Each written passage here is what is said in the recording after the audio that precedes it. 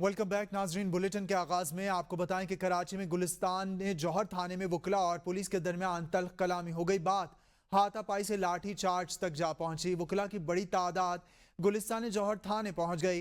Police के मुताबिक वकला ने थाने पर हमला किया। आपको बता रहे हैं गुलिस्तान जौहर थाने में वकला और पुलिस के दरमियान तल्ख कलामी हो गई। स्टार मुगीरी लाइन पर हमारे साथ मौजूद हैं। स्टार, बात तल्ख कलामी तक पहुंची, आगे हाथापाई भी हो गई, अभी मजीद तफसीलात क्या जारी हैं ये बता दें। और ये भी बता दें, आपसे थोड़ी देर पहले बात हुई, आपने बताया कि दोनों के दरमियान मुज़ाकरात इस वक्त जारी थे। हाँ जी बिल्कुल, गुलिस्तान जौहर थाने के बाहर वकला और पुलिस के दरमियान तलकलामी हुई और वकला की बड़ी तादाद जो है वो गुलिस्तान जौहर थाने पहुंची और वकला ने थाने पर हमला किया, ये पुलिस का कहना है। जबकि एक वकील बगैर इजाजत एसएचओ के साइड रूम में दाखिल हुआ, ये पुलिस का मौकूफ है। जबकि वकला के जो सदर हैं कराची बार के, वो आमिर नवाज वड़ाइच, वो भी यहाँ पर पहुंचे और वकील कोर्ट के आर्डर के मुताबिक जो है रिलीज कराने आए थे। ये सदर का कहना है कराची बार आमिर वड़ाइच का। पुलिस की जानिब से अदालती अहकाम मानने से इनकार किया गया और पुलिस ने वकला के साथ बदतमीजी और तलकलामी की और उसके बाद तशद्दुद किया गया, जिस पर पुलिस ने लाठीचार्ज की और हवाई फायरिंग भी की। ये वकला का जानिब से जो है यह मौक़िफ़ अपनाया गया है। दूसरी जानिब पुलिस आला अहकाम से भी हमारा राब्ता हुआ है। ये सदर का कहना है, आमिर वड़ाइच जो है सिटी बार काउंसिल के जो है ये सदर हैं। जबकि थानेदार को मोतल नहीं किया जाता तब तक एहतजाज जारी रहेगा। वकला की बड़ी तादाद इस वक्त गुलिस्तान जौहर थाने के बाहर मौजूद है। वकला की जानिब से टायरों को नजर आतिश करके एहतजाज किया जा रहा है गुलिस्तान जौहर के थाने के बाहर। जब तक जो थानेदार हैं उनको मोतल नहीं किया जाता तब तक वकला की जानिब से ये एहतजाज जारी रहेगा। इस वक्त वकला और पुलिस जो है गुलिस्तान जौहर की पुलिस सामने सामने है और इस वक्त भी वकला की जानिब से एहतजाज किया जा रहा है। वकला की जानिब से एहतजाज इस वक्त भी किया जा रहा है। स्टार मुगीरी गुलिस्तान जौहर के थाने का अहवाल आप हमें बता रहे थे और होने वाले इस इंसिडेंट के हवाले से अपडेट कर रहे थे। आपका शुक्रिया। नौशहरा के इलाके तारो जबा में जेर जमीन गैस लाइन में धमाके में बच्ची समेत 3 अफराद झुलस कर शदीद जख्मी हो गए। रेस्क्यू हुकाम के मुताबिक जख्मियों को अस्पताल मुंतकिल कर दिया गया। गैस धमाका चोरी का गैस कनेक्शन लेने पर हुआ। नौशहरा के इलाके तारो जबा में यह अफसोसनाक वाक़या पेश आया है। जमीन गैस लाइन में धमाका हो गया है। जेर जमीन गैस लाइन में धमाका हुआ है। धमाके में बच्ची समेत 3 अफराद झुलस कर शदीद जख्मी हो गए। रेस्क्यू हुकाम का बताने जख्मियों को अस्पताल मुंतकिल कर दिया गया है। आपको अपडेट कर रहे हैं, गैस धमाका का चोरी का गैस कनेक्शन लेने तारो जबा में जेर जमीन गैस लाइन में धमाका हो गया है। धमाके में बच्ची समेत 3 अफराद झुलस कर शदीद जख्मी हो गए हैं। रेस्क्यू ज़राए का बताना है कि जख्मियों को अस्पताल मुंतकिल भी कर दिया गया है और उनको तिब्बी इमदाद फराहम की जा रही है। गैस धमाके चोरी का गैस कनेक्शन लेने पर हुआ है। वज़ीर आज़म ने कहा है, ताजिकिस्तान और पाकिस्तान के दरमियान मफाहमती याददाश्तों पर दस्तखत दो तरफ़ा ताल्लुकात की मजबूती का बाइस बनेंगे। हम ताजिकिस्तान के साथ अपने बरादराना ताल्लुकात को मज़ीद मुस्तहकम बनाएंगे। वज़ीर आज़म शहबाज शरीफ ने ताजिक सदर के साथ मुश्तरका प्रेस कॉन्फ्रेंस में कहा, ट्रांसपोर्ट और गुड्स कराची बंदरगाह से अफगानिस्तान के रास्ते ताजिकिस्तान तक अशिया की नकलो हमल हो रही है। चाहते हैं ताजिकिस्तान और पाकिस्तान के दरमियान रोड और रेल नेटवर्क मजीद मजबूत हो। उन्होंने कहा कि हमें कसीर जहती तिजारती राहदारियां तलाश करनी चाहिए। चीन ताजिकिस्तान और अफगानिस्तान के दरमियान तिजारती राहदारी का हिस्सा बनने के ख्वाहिशमंद हैं। वज़ीर आज़म ने कहा कि ताजिकिस्तान और पाकिस्तान दहशत गर्दी से मुतासरा ममालिक हैं। पाकिस्तान ने कई साल इस नासूर का सामना किया और इंसानी ज़िंदगी और माशी नुकसानात की सूरत में भारी कीमत अदा की।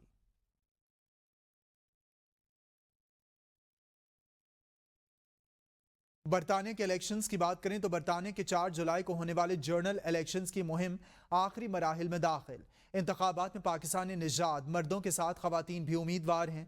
बरतानिया में होने जा रहे हैं इंतखाबात के हवाले से मजीद जान लेते हैं अपने नुमाइंदा तबरेज से। जी तबरेज, बताएगा बरतानिया में इलेक्शन की गहमा गहमी जारी है।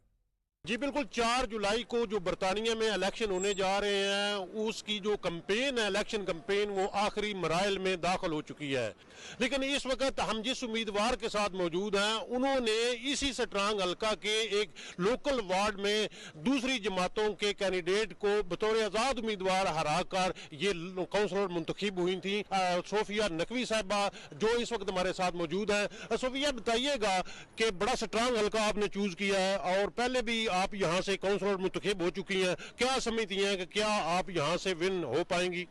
انشاءاللہ یہاں ہم دیکھ رہے ہیں کہ یہاں لوگ تنگ آ چکے ہیں لیبر سے، ٹرسٹ لوگوں نے، اسپیشلی لیبر کو کہہ رہی ہوں کیونکہ یہاں یہ لیبر اسٹرانگ ہولڈ ہے، لوگ trust they don't trust labour, کوئی ہوپ نظر نہیں آ رہی فیوچر کے لیے۔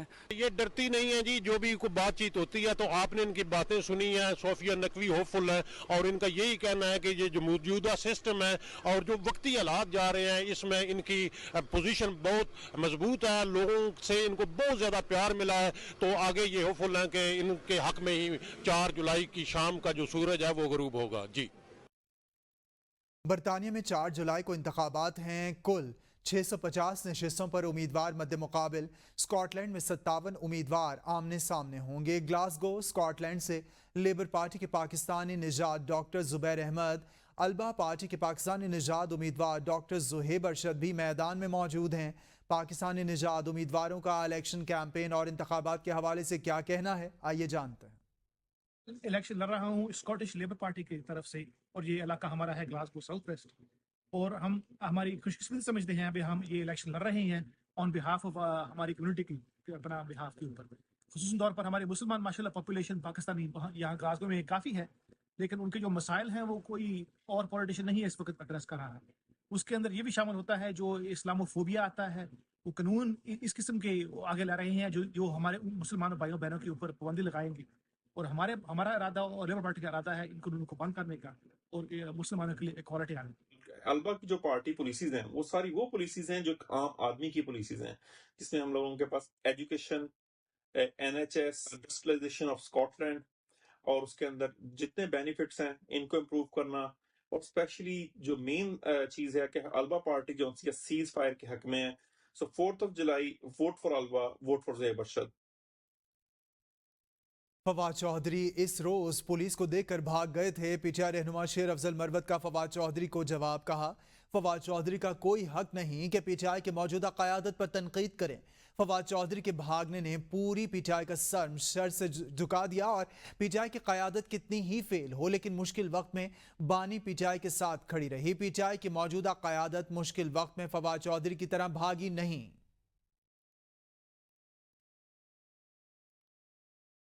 فواد چودھری کہتے ہیں ہم پر بدترین تشدد کر کے جیلوں میں اس لیے ڈالا گیا کہ بانی پی ٹی آئی کی ایسی ٹیم بنائی جا سکے جو بانی چیئرمین کو جیل میں رکھ کر اپنی سیاست کر سکے، اور یہی ہو رہا ہے، ان کے چہروں سے پردہ اٹھے گا۔ فواد چودھری نے کہا ہے وہ لوگ جو مل کے کھیلتے ہیں پشاور سے آ کر قصور جلسے کرتے ہیں اور واپس بھی جا سکتے ہیں، کیوں؟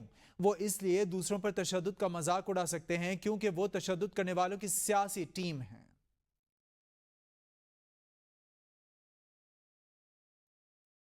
پی ٹی آئی رہنما رؤف حسن کا کہنا ہے کہ مخالفین بانی پی ٹی آئی کی مقبولیت سے خوفزدہ ہیں۔ فواد چودھری نے پارٹی میں واپسی کا موقف خود ضائع کیا۔ فواد چودھری اس وقت پی ٹی آئی کے ممبر نہیں، پی ٹی آئی میں کوئی فارورڈ بلاک نہیں، کچھ قوتیں نہیں چاہتی کہ بانی پی ٹی آئی جیل سے باہر نکلیں۔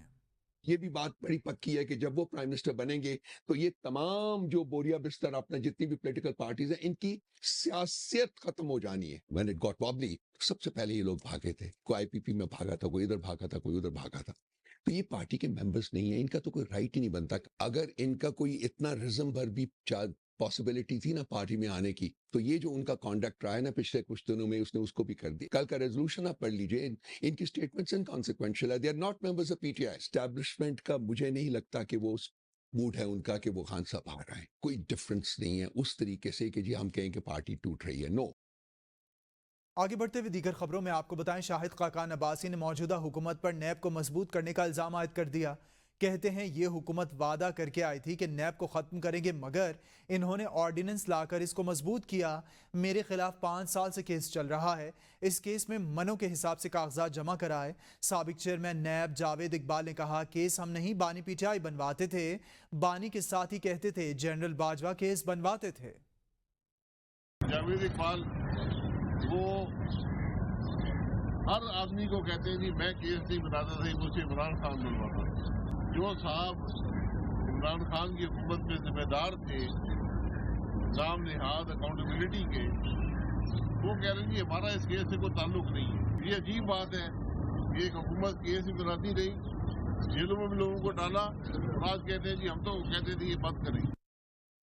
पीटीआई रहनुमा असद कैसर ने कहा है महमूद खान अचकजई को मुज़ाकरात का इख्तियार देने के हवाले से बैरिस्टर अली जफर समेत बाकी रहनुमाओं का मौक़िफ़ दुरुस्त नहीं है। असद कैसर का कहना था कि बानी चेयरमैन का पैगाम वाज़ेह था कि बतौर पार्टी हमारा मौक़िफ़ अलग है, अचकजई इत्तेहादी हैं, अगर वो कोई तजावीज़ सामने लाते हैं तो इन पर गौर करेंगे। उन्होंने कहा कि हुकूमत से डायरेक्ट बात करने का कोई जवाज़ नहीं, क्योंकि हुकूमत हमारा मैंडेट चुरा कर बनाई गई। बानी तहरीक इंसाफ के खिलाफ केसेस में कोई जान नहीं, ये ज़्यादा से ज़्यादा 2 माह में ख़त्म हो जाएंगे। IPP रहनुमा उन चौधरी ने कहा कि तहरीक इंसाफ मुल्क की सालिमत के खिलाफ साजिश कर रही है। PTI ने PR फर्म से राबता किया जो प्रोपेगेंडा करते हैं। पूछना चाहता हूँ, PR फर्म की खिदमात लेने के लिए पैसे कहाँ से आए? आपको पैसा कहाँ से मिलता है? सबूत मौजूद हैं। PTI की क़यादत 2 साल तक साइफर पर सियासत करती रही। अगर आप मुहिब वतन हैं और अपने लीडर को रिहा कराना चाहते हैं तो पाकिस्तान के अंदर आओ। जो बाहर स्टेट्स में बैठा, जो आज आपकी ये ट्वीट्स करता है, वो मुल्क दुश्मनी नहीं तो और क्या है। कभी ये PR फर्म पाकिस्तान की जमहूरियत के खिलाफ शब खून मारते हैं। आपको पैसे जो दे रहे हैं वो हमें सब मालूम है। जो साजिश ये 2 साल रचाते रहे साइफर का नाम लेकर। पब्लिक अकाउंट्स कमेटी की सरबराही के लिए हुकूमत ने अपोजिशन से 4 नाम मांग लिए। चीफ व्हिप तारिक फजल चौधरी ने कायद हिज़्ब इख्तिलाफ उमर अयूब को खत लिख दिया। खत में हुकूमत ने अपोजिशन से चेयरमैन पब्लिक अकाउंट्स कमेटी के लिए 4 नाम मांग लिए। खत के मतन के मुताबिक सीनियर और तजर्बाकार लोगों के नाम मांगे गए हैं। बाहमी रजामंदी से दिए गए नामों में से चेयरमैन पब्लिक अकाउंट्स कमेटी का इंतखाब किया जाएगा।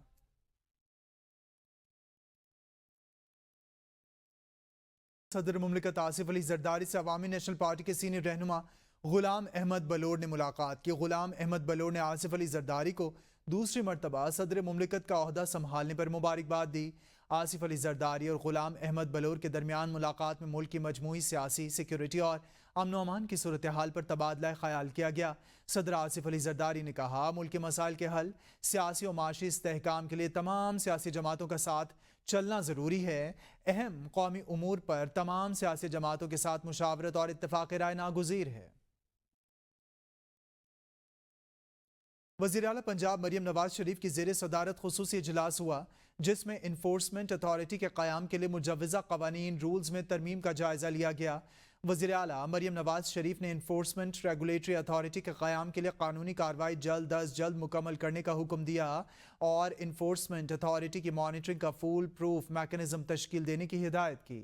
मरियम नवाज ने कहा कि आवाम को महंगाई से निजात दिलाने का आज़म गैर मुतज़लज़ल है। ज़ख़ीरा अंदोज़ों का और आवाम के मफादात से खेलने वालों को इजाज़त नहीं दी जा सकती। वज़ीर मुमलिकत ख़जाना अली परवेज़ मलिक ने कहा कि मुश्किल फैसले के समरात भी आना शुरू हो गए।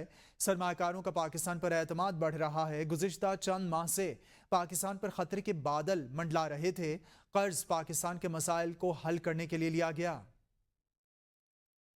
इन मुश्किल फैसलों के बावजूद तो मैं कह रहा हूँ, काइंडली आप देखें हमने रास्ता कौन सा इख्तियार किया और क्या वो ट्रेंड सही सिमत के अंदर है कि गलत सिमत के अंदर है। वो उम्मीद जो महंगाई की कमी की शक्ल के अंदर, जो आपकी बैरूनी सरमायाकारी की शक्ल के अंदर, जो एतमाद की शक्ल के अंदर, जो कराची स्टॉक एक्सचेंज में आपको नजर आ रहा है, ये वो उन सारी चीजों की तरफ निशानदेही भी कर रहा हूं कि शायद جو لوگ اس چیز کو بہتر ہم سے سمجھتے ہیں, جو ٹیکنوکریٹس ہیں, جو معیشت کے جانتے ہیں, وہ اس چیز کو جانتے, بوجھتے, ایکسیپٹ کرتے ہوئے اس اعتماد کا اظہار بھی کریں جس سے آپ کو یہ اکانومی کے اندر بوئنسی نظر آ رہی ہے.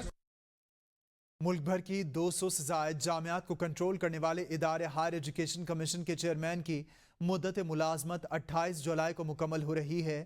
HEC ایکٹ کے برخلاف مسلم لیگ نون تیسری بار ڈاکٹر مختار کو چیئرمین HEC تعینات کروانے کی بھرپور کوشش کر رہی ہے.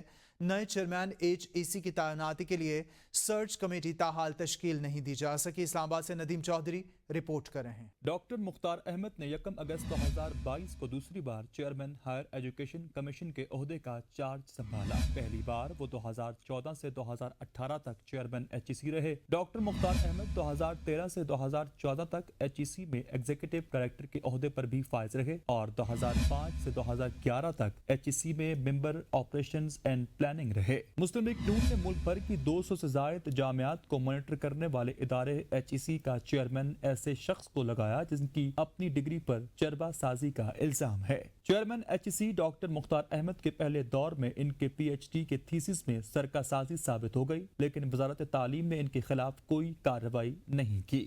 وزارت تعلیم نے ڈاکٹر طارق بنوری کو چیئرمین HEC کے عہدے سے ہٹانے کے بعد سیاسی سفارش پر دوسری بار ڈاکٹر مختار کو چیئرمین HEC بنا دیا. HEC کے ماتحت ملک بھر کی جامعات کے وائس چانسلرز نے ان کی نااہلی کی شکایات کے انبار لگا دیے, لیکن ان کی کوئی سنوائی نہیں ہو سکی. نون لیگ حکومت نے سرقہ سازی ثابت ہونے کے باوجود ڈاکٹر مختار احمد کو چیئرمین HEC بنا دیا. ان پر کمیٹی میں اختیارات کا ناجائز استعمال اور گاڑیوں کے استعمال کا الزام بھی ثابت ہو چکا. ڈاکٹر مختار احمد کی مدت 28 جولائی کو ختم ہونے کو ہے, لیکن HEC ایکٹ کے برخلاف مسلم لیگ نون کی حکومت نے ان کی مدت میں تیسری بار توسیع کی سمری روانہ کر دی. HEC ایکٹ میں تیسری بار چیئرمین شپ پر پابندی کے باعث اعتراض لگایا گیا. اس کے باوجود نون لیگی وزیر کی سفارش پر ڈاکٹر مختار کو توسیع دینے کی بھرپور کوشش جاری ہے. چیئرمین HEC کی نئی تعیناتی کے لیے تاحال سرچ کمیٹی تشکیل نہیں دی جا سکی ہے. HEC ایکٹ کے تحت چیئرمین کی مدت ختم ہونے پر 90 دن کے لیے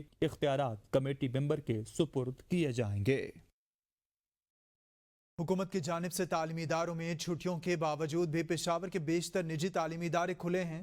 ان تعلیمی اداروں کے مالکان طلباء اور طالبات سے بھاری فیسیں وصول کر رہے ہیں. مزید دیکھتے ہیں عمران خان کی یہ رپورٹ.